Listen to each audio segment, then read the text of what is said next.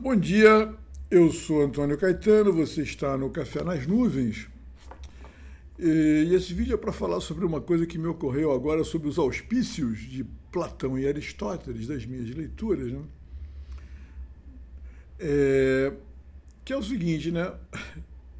Os conceitos, né? As ideias, os conceitos de impossível, impensável e impensado, né? Eu fiquei, fui tomado por essa ideia, né? De repente, por conta mesmo de Aristóteles, aí, pô, e Platão, você vai sendo remetido ao longo da leitura para outros autores, né? Ou pelo próprio livro ou pela sua própria experiência, né? Aí me ocorreu pensar isso e falei, cara, é engraçado, né? Uh, há o impossível de ser pensado. Quer dizer, nem de ser.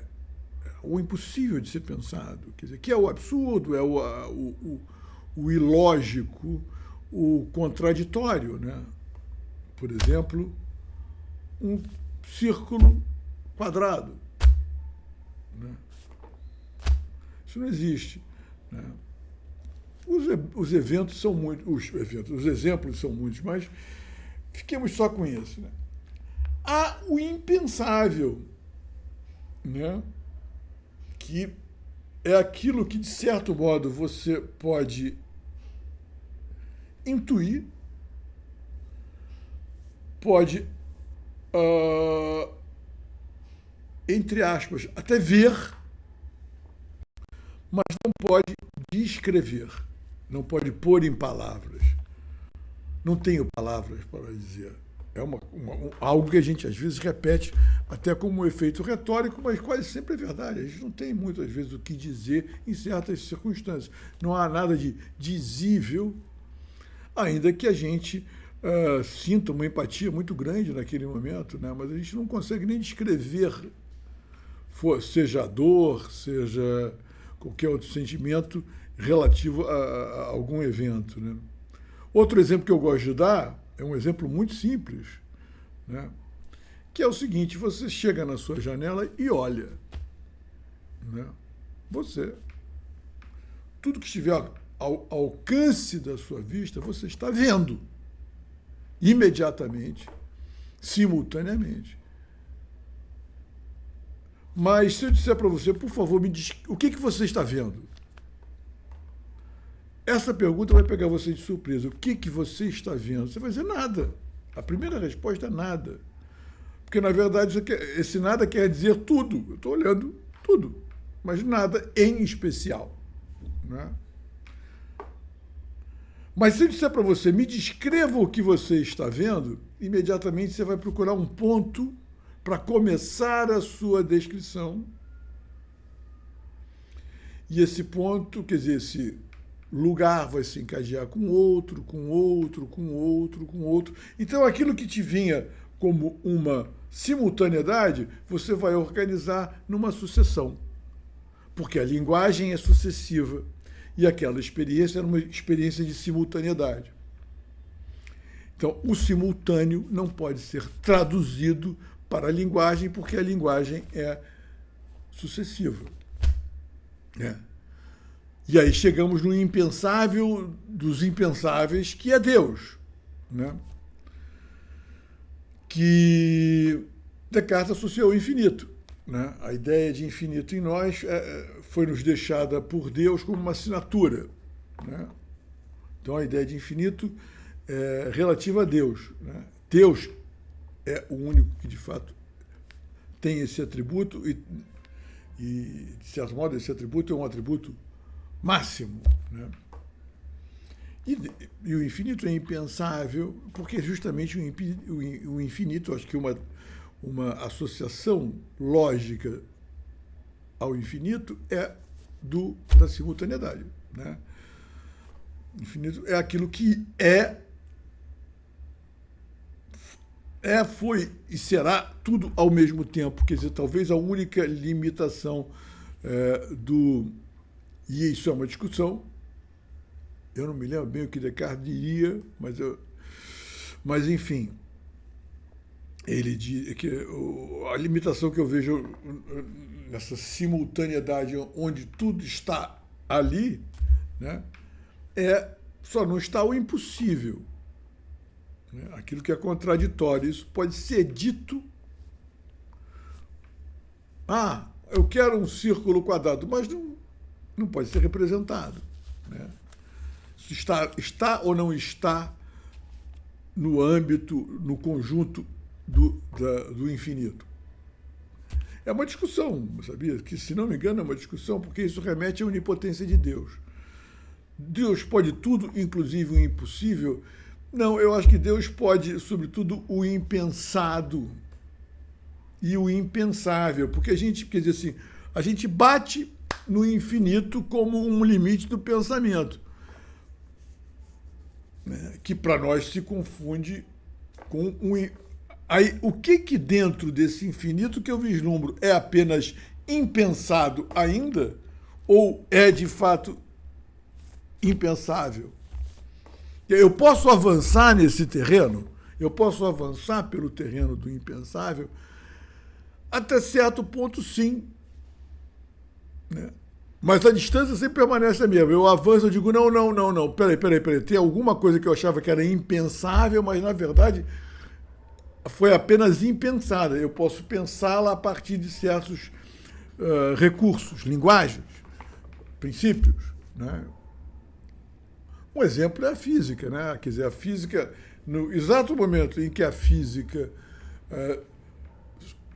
newtoniana se julgava completa, não há mais o que descobrir na física. A física agora vai ser uma espécie de comentário. Vamos polir essa pedra, esse diamante bruto. Aparece Einstein e literalmente muda tudo. Recomeça o jogo. Porque ele trouxe do que era antes julgado impensável, ele trouxe o impensado ainda e disse, olha, isso aqui pode ser pensado assim, e muda tudo que vocês estavam pensando antes e muda mesmo os limites da linguagem. Quer dizer, os limites do impensável foram ampliados, foram empurrados para trás. O problema todo é que, como o impensável está associado ao infinito, você pode empurrar, mas a distância permanece a mesma. Quer dizer, assim, continua à sua frente o infinito, né? Quer dizer assim, aquela ideia que eu gosto sempre de dizer, a verdade não é relativa, a verdade é inesgotável. Uma vez que você encontre uma verdade, se você trilhar o caminho da verdade, sempre você descobrirá mais verdade, tanto no sentido genérico quanto no sentido específico, né? A gente tem visto isso muito bem, por exemplo, na física, de novo, na evolução da física relativista e da própria física quântica, que é um desdobramento da física relativista, né? Já que eu já falei acabei falando tanto do impensável quanto do impensado, né? Que é uma dimensão, quer dizer, é o lugar da nossa curiosidade, entendeu? É onde nós ficamos ali olhando, quer dizer, as pessoas mais curiosas ficam olhando para o impensável e dizem assim, não, peraí, tem coisas que estão aí que ainda podem ser pensadas. Espera aí, deixa eu ver. Aí você vai lá. Tem coisas já pensadas que podem ser pensadas novamente sob uma outra perspectiva, sem que você faça um corte vamos chamar um corte epistemológico tão brutal quanto foi a teoria da relatividade, por exemplo, né? Ou mesmo Descartes, né? Na obra. Por isso é que eu digo assim, é muito engraçado. Quer dizer, eu tenho uma certa reserva, eu gosto muito do Tratatos de Wittgenstein. Acho um livro muito bonito, um livro muito interessante, um livro árduo, porque ele está num ambiente que é árduo mesmo, que é a lógica. Mas o livro, se você consegue, e não é tão difícil a lógica que está envolvida ali, você tem introduções a Wittgenstein bem interessantes, tá? Aí vai um pouco do seu gosto, ou não, pela lógica. O meu é muito pequeno, assim. Não é que eu desgosto, mas não gosto muito, né? Mas, enfim, se você consegue atravessar esse portal que é um pouco obstruído, o campo fica aberto, é muito poético. Você começa a ver, inclusive, porra, certas coisas que parecem meio intrincadas não são, são interessantíssimas, do Wittgenstein, né? Mas aí ele conclui, né, o último aforismo do tratado, sobre aquilo que não podemos falar, devemos nos calar. Parece uma tautologia, e é, né? Mas o que ele está tratando do impensável, né? Porque falar e pensar, existe uma relação direta entre falar e pensar. O que não pode ser falado não pode ser pensado. E o que pode ser pensado é possível de ser falado. Porque os dois pertencem não só ao nosso universo mental, mas como o universo da sucessão. A gente pensa sucessivamente e fala sucessivamente. Então, quer dizer assim, têm de ser intercambiáveis, né? Necessariamente. Né? Inclusive, o teste de um pensamento é expô-lo. Né? E a exposição, você tem o registro e a exposição. Quando eu escrevo um texto, esse texto está registrado numa escrita para ser lido. Né? Então já está ali dada a leitura. Né? E aí ele diz isso, e eu digo, cara, muito louco, porque justamente o que nos interessa é o que não pode ser falado, né? Quer dizer, assim, é o lugar para onde vão todos os curiosos, né, de todo tipo. Mas, ao mesmo tempo, o que ele está dizendo? Há o impensável, que ele diz isso de uma outra maneira. Lá pelo final, antes de concluir com isso, de que o que não pode ser falado, pensado, não pode... o que não pode ser pensado, o que não pode ser falado não deve ser dito, né? Ou pensado, agora eu me confundi um pouco. Ele diz, há o místico. Está lá, assim, um pouco antes.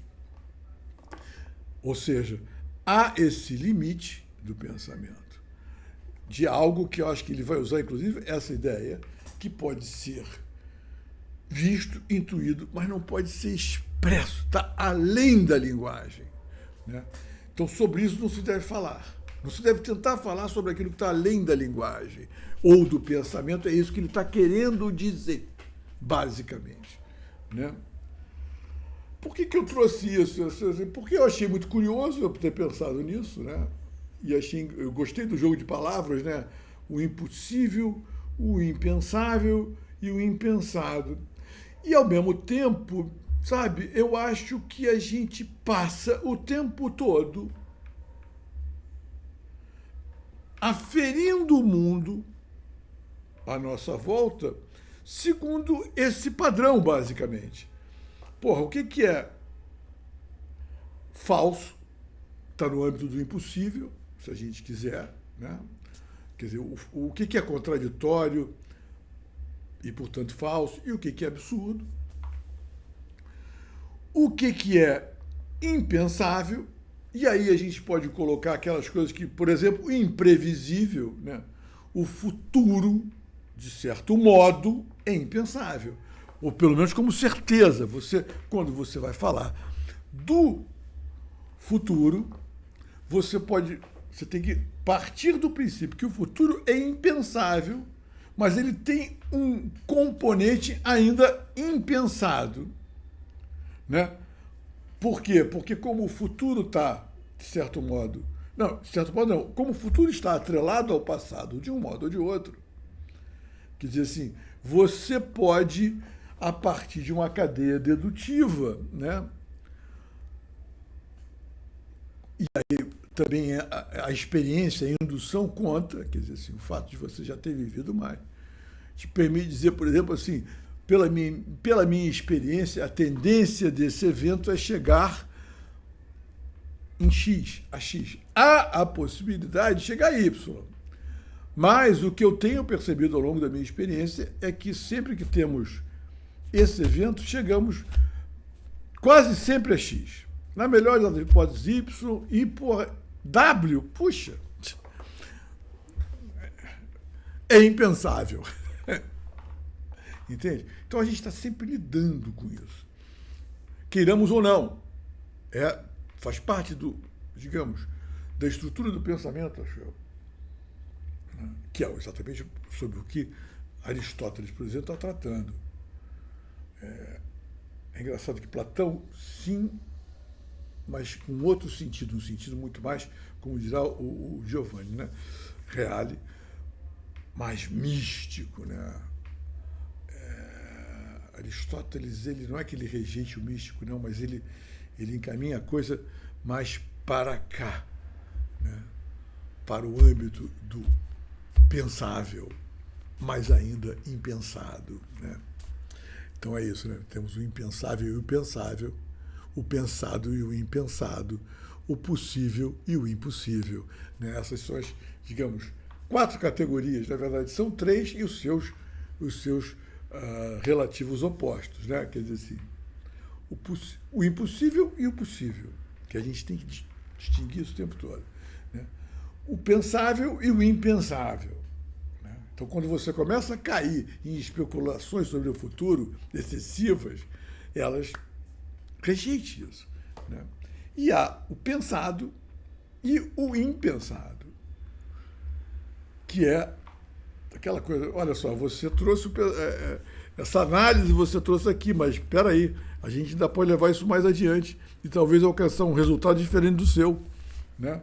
Quer dizer, eu posso pegar o pensado e levar o pensado por um terreno ainda não pensado, sem sequer tocar no que está além, quer dizer, no impensável que eu vou tornar pensável. Eu estou dizendo, ainda no âmbito do pensado, extrair resultados que não foram pensados. Isso também é comum na ciência. A ciência evolui antes, quer dizer, ela evolui assim. Esse âmbito pensável e impensável, ele é, de certo modo, do seu ponto de vista da ciência, do conhecimento novo, mais raro. Não é tão raro assim como eu falei. Quer dizer assim, quando você começa, como é muito comum a gente assistir aí, na política, até na economia, a se atrever a, por exemplo, tentar prever o futuro. Não. Calma lá. Você está entrando pelo terreno do impensável, né? Por quê? Porque por mais que você projete, há sempre a variante do acaso e até do milagre. Veja bem, né? Veja bem, que o milagre está no âmbito do impensável. Quer dizer, é aquilo que é possível, mas a gente não enxerga. Quer dizer, não enxerga assim, a ponto de descrever, né?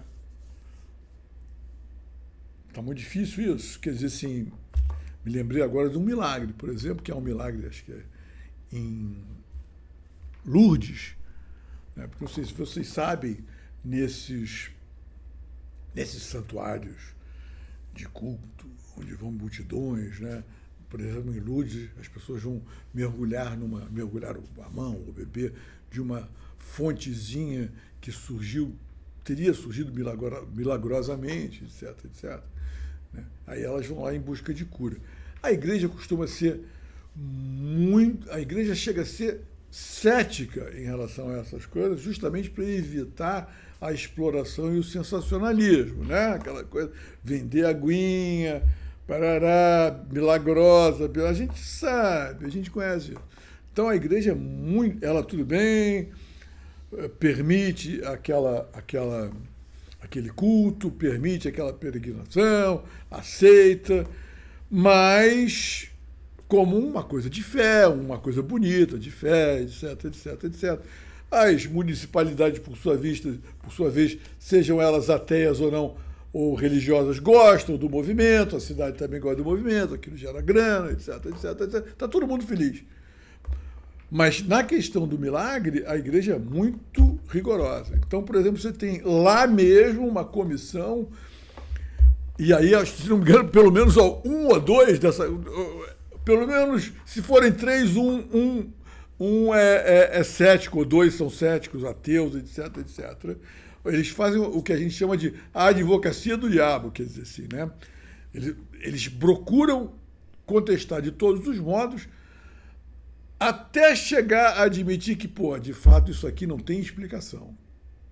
Então, isso é um milagre.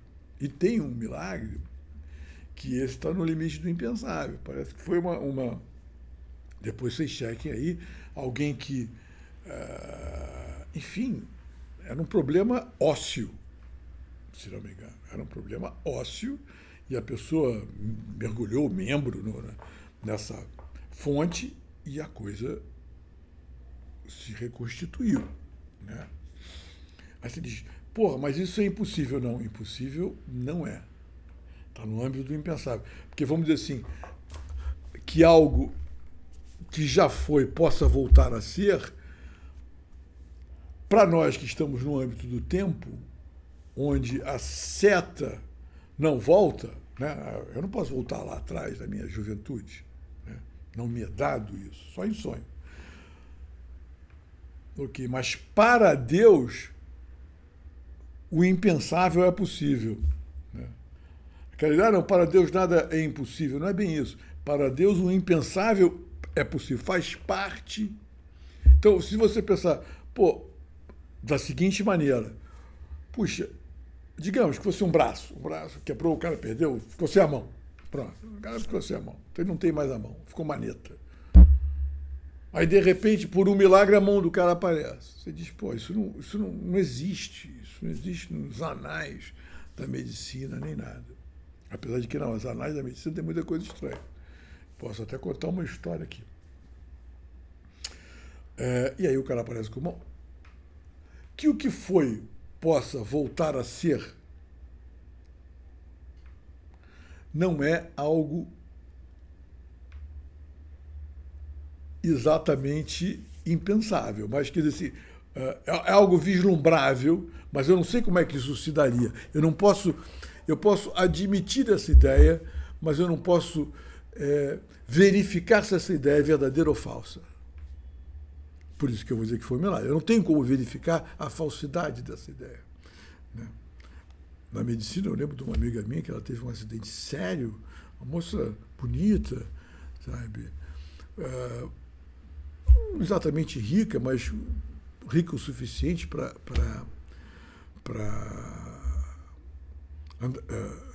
praticar hipismo, né? Ela teve uma acidente, ela me contou, ela tinha um cavalo que ela usava, adorava e tal, e ela sempre praticava, nova ainda, praticava hipismo.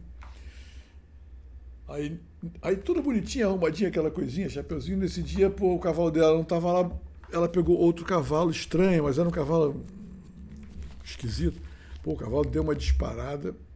Ela era uma boa amazona, mas a perna dela enganchou, prendeu.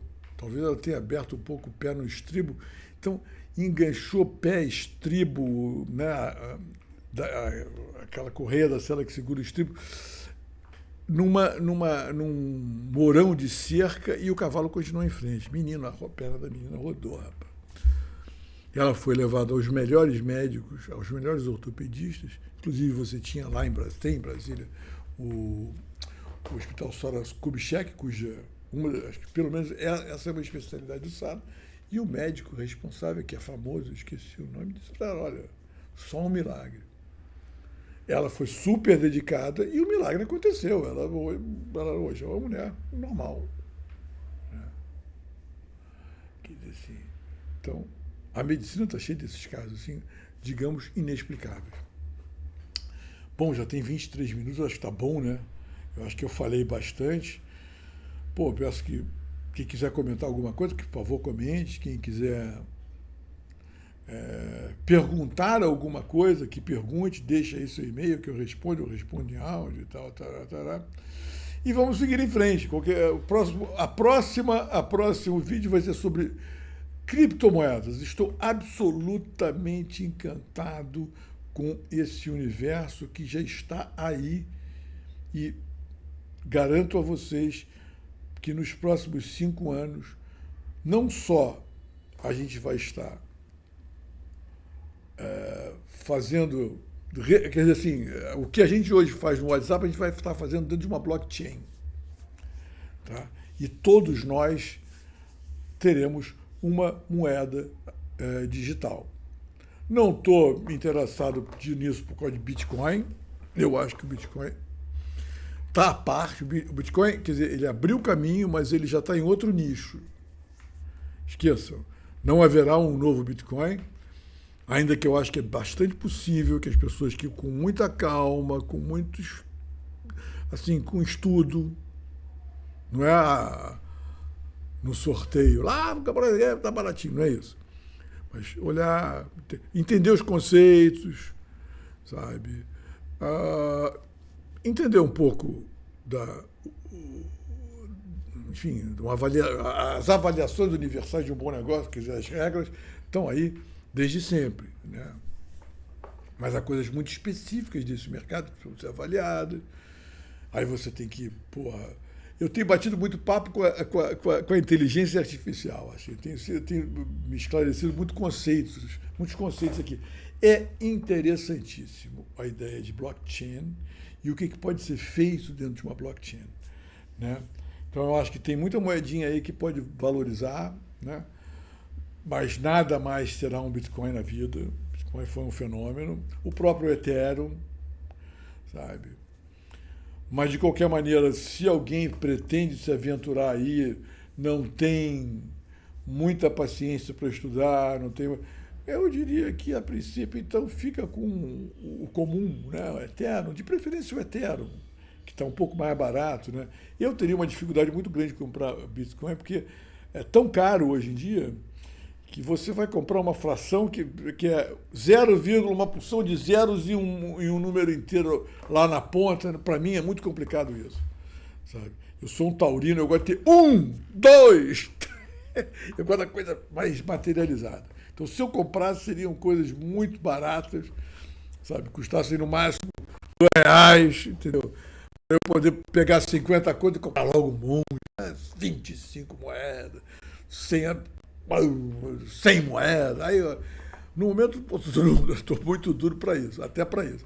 Mas, então, deixa eu estudar um pouco mais, eu quero passar isso para vocês. Eu acho que vou dizer assim, tem mais pessoas interessadas nisso do que em... Vem cá, tal, vem cá, aparece aqui, vem cá. Vem aqui para o público te ver, o pessoal te ver, vem cá, vem cá. Não só a sua bunda, não, vem cá, papai, vem cá. Aqui, vem cá, mostra. Peraí, não, você não é tímida, você só é chata com seu pai, né? Olha quem tá aqui. Fala aqui, olha aqui pro moça. Olha aqui, olha só quem tá aqui. Ai, meu Deus do céu, como ela é linda. Ai, a outra sumiu, a outra tá por aí embaixo de alguma câmera, acho que a outra não gosta nem de câmera. Se tocar a campainha aqui agora, ela some. Mas é isso.